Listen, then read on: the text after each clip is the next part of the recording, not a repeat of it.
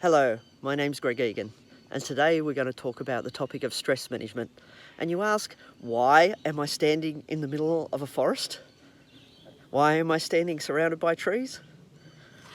Because this is one of the ways I actually manage my stress, getting back to nature. So let's get started and talk about how to manage your stress. Hello, Lex. As I just mentioned, we're going to talk about the topic of stress management in this beautiful place in Glenbrook National Park. Now, to start with, if you see my previous video, I started to look at the causes of stress.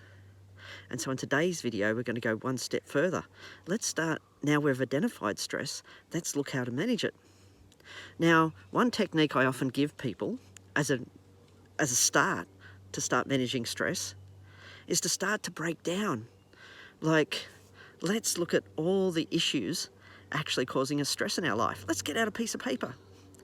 We get the piece of paper, we list out all the things that are currently causing us stress. Or you can do it in a Word document, whatever's your preference. And then once you've written all this out, you've thought about it, you've said, these are all the current things stressing me in my life, whether it's personal home issues, whether it's finance, whether it's family, whether it's work, whether it's friends, whether it's relationships, whether it's health, whatever it is, list them all out. And the reason why I say list them out, because often we do not actually identify what causes us stress. We just subconsciously keep getting stressed. And we don't really think about what is stressing me. We just become stressed. And then before we know it, we're going, why do I feel so stressed? It's because we've gone on autopilot. And so what I want to teach us here is let's map out those stresses first. Once you've listed that big group of stresses, I want you then to create two columns. That which I can control and influence, and that which I cannot control and influence. And once you go through each one of those lists, you ask yourself that question. Can I control or influence this particular stressor in any way? So, for example, if I'm in a large-scale organisation and I'm stressed about the way the organisation's running and they're implementing new policies and procedures, at my level, I may not be able to have any control or influence over the design or implementation of those policies and procedures. So in that case, I might put something like that in the I cannot control and influence and just not worry about it. And if it comes to my head going, why am I stressing about the implementation of these new policies? Because I can't control that. What I can control is how I actually implement them in my day-to-day lives, but I can't control the overall potential influence these policies and procedures are going to have. It's just a broad example, and in some cases you can. And so we're going to list all these things in that things I can't control. And another big one right now, during the time of COVID, is that we can't actually control the rollout of the various, the way the medical services and all that are rolling this out at the moment. We cannot control that in any way, shape or form. All we have to do is wait and listen to our governments. So there's no point stressing about that. We can't control travel bans. We don't have influence of that as a day-to-day citizen. We may be frustrated that we can't travel overseas right now and stressed, but we can still travel in our own backyard. That we can control. So what you would do, you would get this list of things of that which I cannot control and influence, put it down one side of the column. I cannot control and influence those things. And then on the other side, we're going to go through the list of things that we do have some control and influence over. Like you think of it, we do have control and influence over the way we manage our stress. We can choose to exercise. We can choose to eat healthy. We can choose to go out and network with our friends. So we can choose how to manage our stress. We have control over that. So when you're going through that list of all the things I cannot control and influence, the first thing I want you to do is go, that's the rubbish bin. Because if I can't control and influence certain stresses in my life, then there's no point wasting the thinking or the energy on them. Because I want to conserve my time. I want to conserve my energy. So what I'm going to do is focus on the things I can control and influence. So I'm going to get that list of things I can control and influence, and I'm going to start prioritizing them, potentially. And I don't have to. I could just go, okay, I'm going to prioritize them first. Let's do that, just for example's sake. And then I'm going to go to each individual item and then start to brainstorm on each one of those items. Like, how can I control this particular item in my life that's causing me stress? And as you do that mind mapping and brainstorming, you're starting to find solutions to how you're going to cope with those various stresses in your life. And so that's a start. You've mapped out your stresses now. You've mapped out all the things you can't control, and you've mapped out all the things you can control. So let's now focus on the things you can control. And I'll give you some examples now let's start to look at, now we've mapped all that out, you've brainstormed, you've come up with all these brilliant ideas. That's the start of managing your stress. But now we're going to go on to some other general hints and tips as I go through my list behind me. And some of the tips for managing your stress are obvious. And the chances are you've done a lot of these throughout your life. So the first thing I want you to think about is, what have I done in the past that has helped me manage my stress?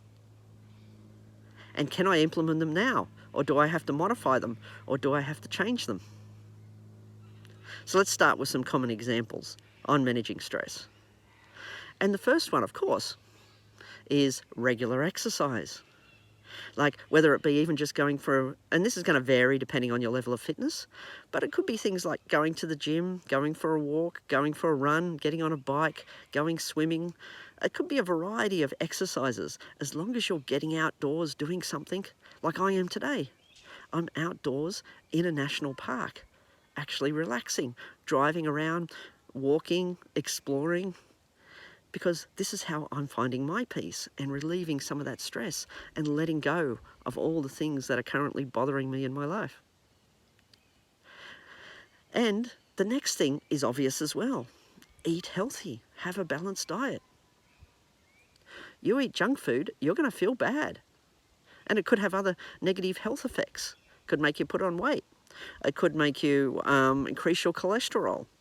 It could increase your blood pressure. Reduce intake of things like cigarettes and other unhealthy substances, including alcohol. Watch what you're doing there and what you're putting into your body to start with. Another big thing is getting enough sleep.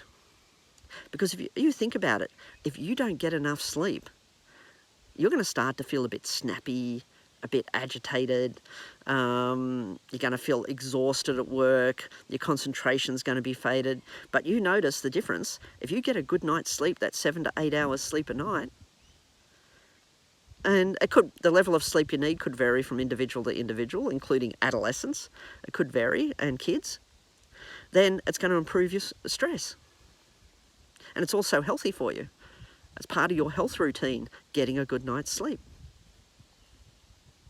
And if you have problems switching off at night, don't use technology later in the night. Because if you're playing around with technology, playing around with your computers, playing around with your phone, your brain's going to stay awake and you're going to struggle settling down. Other things is to focus on doing the things you enjoy. And they could include things like spending time with friends, doing your hobbies, following your interests, whether they be going for drives, whether they be playing board games, computer games, and everything's in moderation, of course, and whether it actually be going out to dinner, traveling, camping. It could take anything. You're just getting out of the house and relaxing. Of course, there's some things you can do in the house to relax. Like these days, because of the internet, some people don't want to go to the gym, so they turn on YouTube and they turn on exercise videos and they do their exercise inside the house. That's still okay. They do their yoga inside the house. They might go to meditation groups. So these are all various interests that you can follow up. You might enjoy reading. You've got to have downtime. You've got to make that time to do things you actually enjoy. Because if your whole life is just work, work, work, work, work, of course you're going to get stressed. You need to have that balance in your life, that work-life balance, which I'll probably do more talks on later. You need that time for work, and you need that time for family, relationships, your kids, or you need time just to chill out and relax. It's important to our overall health, psychological and physical health. And we could also do things like keeping a diary. And the reason why journaling can be an actual handy stress management is, you think about it, if you just leave all these stresses inside your head, then they're just going to build up, build up, build up. They're going to churn in your head until they start to make you anxious, start to make you feel depressed, start to stress you out. So journaling can be a way of just releasing your thoughts, releasing your emotions, putting them out into the open so that then you can actually analyze them. And you can actually see what's going on and whether there's any pattern of things that are actually causing you stress in your life. And when you're at work, take your breaks, because you need to be able to get up, stretch from your desk, or whatever you do for job. Take your breaks. That's important. Another big thing is take holidays. Obvious, isn't it? Take time to actually get away. Take time to actually explore. See the world. And sorry, I've just sort of cut out my video then, but I'm going to jump back in. And so the other things we want to be focusing at is challenging things like your unhelpful thinking patterns. This can help with stress. Like being aware of the triggers around you that cause you stress. The more self-aware we become of what causes us stress, the more able we are to control ourselves. Like, you think of it, if you know in your head, okay, being in a certain environment causes me stress, then when you're in that environment, you can now develop strategies to manage your stress in that environment. But if you don't know that environment causes you stress, then you're going to keep walking into it and never actually coming up with strategies that could actually help you. And so this is important to understand, what are your triggers for stress? And how does it impact on you? Like, how does it impact on your thinking? Does your head get full of negative thinking patterns? Like, oh, I'm terrible at this, oh, I'm hopeless at this, oh, why bother? And does it move into our body? Does it start to make us feel tense? Does it start to make us feel sick inside? Does it start to make us shake? We want to know how stress impacts on our thinking, how it impacts on our body, and also how it impacts on our behaviours. Like, do we become more agitated? Do we become more withdrawn? Do we become more depressed, anxious? Those sorts of things. How does it impact on us when we are stressed? And a good way to look at that is, remember your baseline. What does it look like when I'm not stressed? What do I look like when I'm actually happy? And what do I look like when I'm functioning really well? There's your baseline. And now start to reflect on, what do I look like when I'm stressed? Map it out. Note it. Be aware of your own symptoms of stress, because that's an important strategy for actually managing it.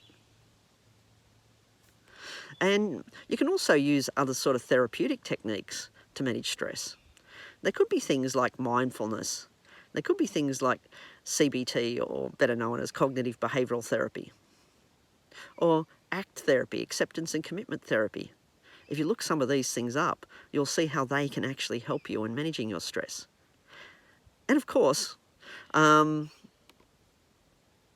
the other side of it too, that if stress does become too hard for you to manage, and that you're finding that it doesn't matter what you try or what you do, you just can't manage it, then that's where you probably want to go and talk to your doctor or talk to a counsellor, just to get some other hints, tips and ideas, because the ideas I've just given you here are very generalised, and you want to look up more specific things to your particular needs. But hopefully even this discussion gets you actually thinking about what causes my stresses, what can I do to manage my stresses? What have I used in the past to manage my stresses?